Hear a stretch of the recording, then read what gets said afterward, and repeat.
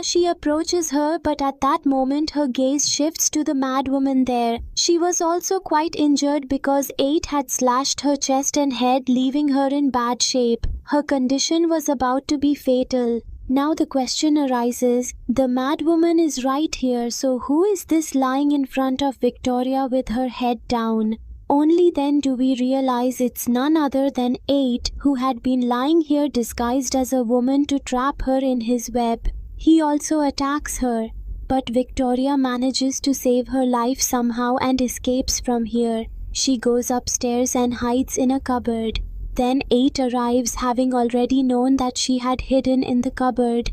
But before he can do anything with Victoria, he hears the sound of a horn and leaves to check it.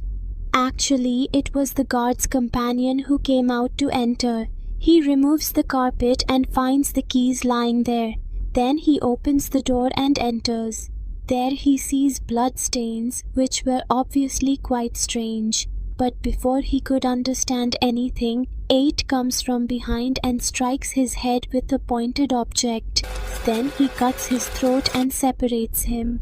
Victoria tries to leave from here, but it's of no use. She sees 8 in front of her, who was riding a child's bicycle. But the next moment he disappears and the bicycle falls there. She tries to escape from here while protecting herself. But 8 comes from behind and attacks her. He was about to strangle her with a shaver, but she survives.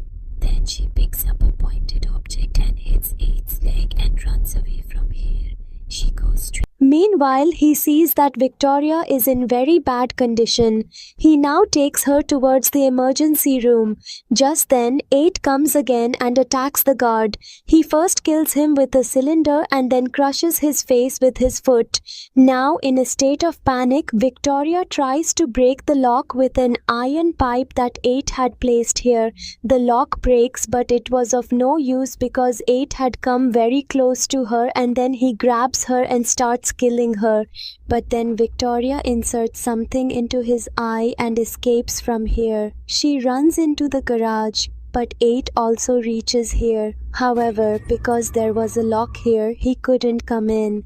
By this time, the police had also arrived here. But before Victoria could reach the police, 8 breaks into the garage by breaking the door with the car. Now, because she had collided with the car, she falls unconscious to the ground.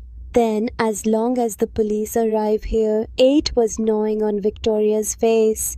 Now the police tell 8 to surrender and to drop his weapons, but he holds